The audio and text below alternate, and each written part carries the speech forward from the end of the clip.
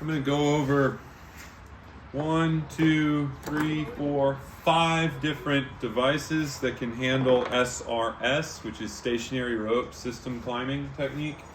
And also I refer to it as SRT, single rope technique. Anyway, I'm not going to climb with them in this video. I'm just going to kind of go over what they all are and how they go on the rope. I'm going to start with one of the simplest devices. Okay, if you're new to climbing or you're inexperienced and you have to, say, do an aerial rescue and your access line is an SRT rope, the Unisender is really one of the go-to devices that I think you should choose because it is so simple to put on the rope. All right, the way it goes on the rope, just make sure that it's oriented in the right direction. This longer link with the connecting hole is going to connect to your harness rope bridge, okay? And then this shorter link with the connecting hole, this is for if you were to do an MRS setup with this device. We're not going to do an MRS setup, so we're just going to let that kind of flop to the side. All I got to do is have it in the upward direction, get on the rope, and insert on that key link there, and wiggle through this key link here, and wiggle through that key link there, and wiggle through that key link there. That's it. It's done. Now it can go up the rope, but it'll hold when it's underweight. Okay? It's a mechanical Prusik. It's really cool. Now, to come down, SRS, okay, which is what we're showing right now. So I'm only going to show the way to come down SRS. You wrap the rope around these links, squeeze, and then hold it in this configuration and let it slide through your hands like that. Okay? I'll mention the other way, which is DDRT or MRS, just to cover this device thoroughly. Let's go. This is not, by the way, how I would do this. I'm just doing it as a as an example. I would not be using a stopper knot there. I'd use a carabiner, but this would be in the MRS configuration, okay? Goes up like that. You can pinch these two to each other to come down. You don't have to wrap it, okay? That's because it's on a 2-to-1 mechanical advantage setup when it's DDRT or MRS. But when it's SRS or SRT, it is not on a 2-to-1 mechanical advantage setup. And so it requires that wrap. Because if you were to just pinch it like this, the whole thing could collapse under your weight. It's not holding half your weight, it's holding all your weight. And so it's very dangerous to try to come down like that. So you have to wrap it and come down like that. Okay? All right, that's the Unisender. Like I said, very simple to put on the rope, and it goes up the rope very easily with a foot ascender and a chest bungee. And that's the other thing that you can use this for, is you clip your chest bungee to this so that it travels up the rope with you as you stand up on your foot ascender. But it's not a great device for doing limb walks and maneuvering around in the canopy because it's just not as smooth as some of the other devices. All right. I'm going to save this one for last. I'm going to go to this one. This is called a rope wrench, and it was invented to use in conjunction with the split tail DDRT MRS system. So the split tail DDRT MRS system is like this. You start with a VT, or any Prusik for that matter, whatever your hitch of choice is. But I like a VT, and I do usually 3 wraps and say 3 braids, okay? And I'm just gonna kind of go over the MRS version of this really quick. You put the put your hitch climber pulley in underneath it, or any pulley. It doesn't have to be a hitch climber pulley. And capture both sides of it. And once again, okay, I'm just going to show the MRS version. This, you just go through here, again, with a carabiner, not with just a little overhand stopper knot. That would not be safe to climb on. But it's like this. And then as you pull up, it travels up pretty nicely, and then it comes right out the rope. It's this nice, really smooth system. The hitch climber pulley has rounded edges to kind of minimize friction of the rope. Depending on how you pull on it, it doesn't really matter. And this is a great MRS system. Okay, well, somebody, and I don't remember who it was, came up with a way to still use this system under SRT systems. SRS, SRT. Really quickly, I'm going to explain why this doesn't work as an SRT system by itself. The reason why it doesn't work as an SRT system by itself is because when you're on SRT instead of DDRT, this is holding 100% of your weight instead of 50% of your weight. The MRS DDRT system, it's holding only 50% of your weight, but with SRS or SRT, it is holding 100%. So it might travel up with you initially, but as soon as you weight it, it's going to bind and hold you too hard. Or it might slip, not hold all your weight. So somebody came up with an idea to put a bend in the rope to share some of that load. And when it puts that bend in the rope and it links to here, now all of a sudden it works. You can load it with all your weight, and this device is putting a bend up here, holding some of your weight, and so the hitch is not being subjected to your full load, so it actually still works for SRT. Now, this is not the way that I would configure it. I might do that in a rescue scenario and just when I'm throwing it together, but ideally you want this to be on like both sides kind of sandwiched between, so you have to kind of hold all of it with your fingers. It's a little bit awkward. Get it all in there, and then even go so far as to get that one in there, and this can get kind of crammed. And then you gotta somehow get this, get your ring of your rope bridge into here, and so it's a little bit fidgety, okay, depending on what type of carabiner you're using and all that. All right, like this carabiner would do a little bit better. It would give you a little more space to squeeze all that in. But that's like, we would rotate this around as well. But that's the gist of the rope wrench. And you clip your chest ascender to here, and this again goes to your ring on your rope bridge. You can do SRT with that. Now I will say that your hitch cord, if you're using a VT, you kind of have to experiment with your wraps, your number of wraps versus your number of braids. You might have to change that up depending on the rope that you're climbing on and all that. So that can be a bit touchy. Some guys really like it though, because they are used to doing a split tail DDRT system. So when they go SRT, all they need to add is this one device right here, and they're ready to use their split tail system for SRT. Okay, moving on. We go over the Rope Runner Pro. Happen to have the Rope Runner Pro. I've used the original Rope Runner. I really did not like the original Rope Runner because these components can all just kind of fall out as you're trying to put it on the rope. They made some improvements with the Rope Runner Pro, so I went ahead and bought one when it was on sale. It's okay. Here's how it works. You have to make sure that it's oriented the right way. And while I'm thinking about it, this has to be oriented the right way too. The up arrows, you need to pay attention to that, okay? So this kind of goes on the rope the same way. It has the same kind of thing as the rope wrench. It has slick pins, these pins right here.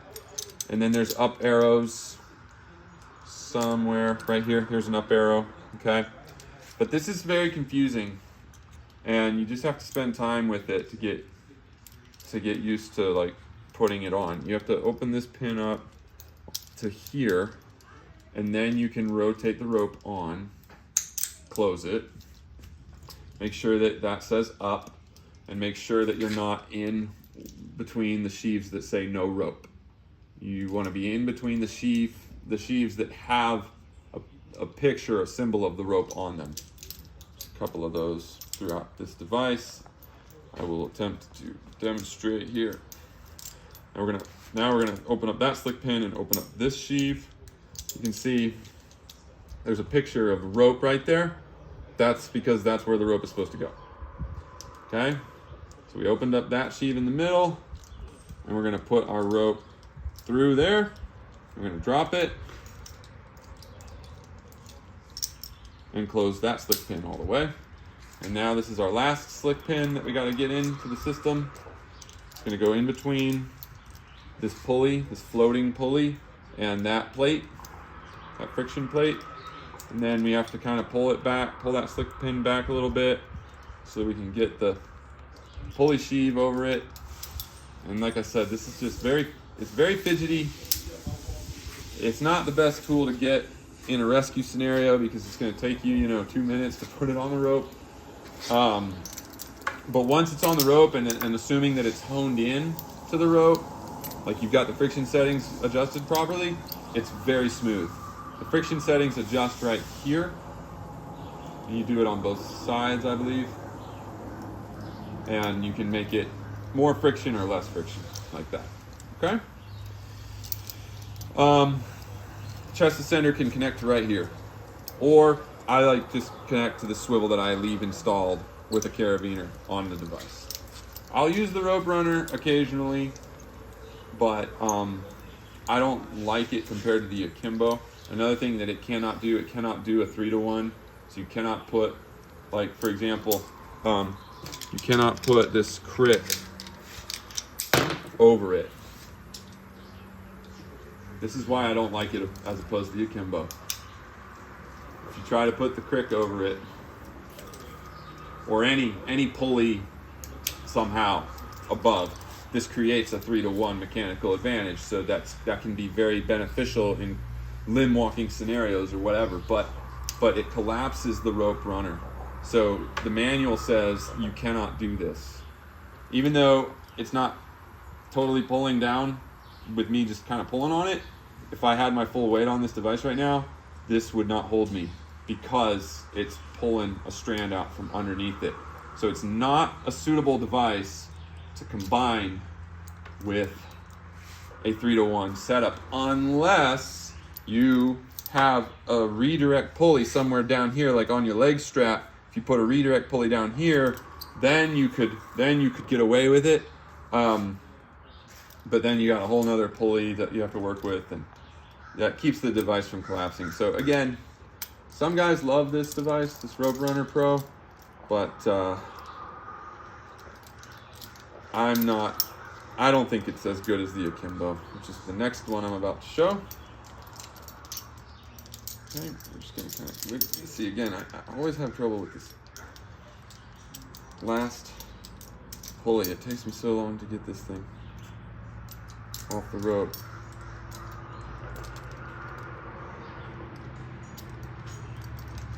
There we go. Take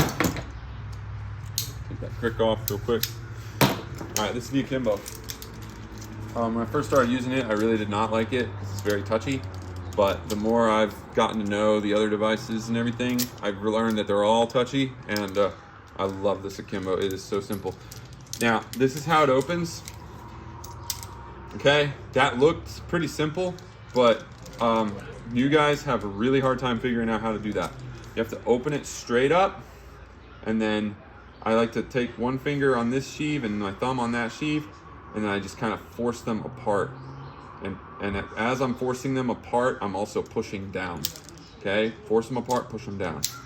That's the first step. You gotta get used to doing that. Then you need to know how to load it correctly.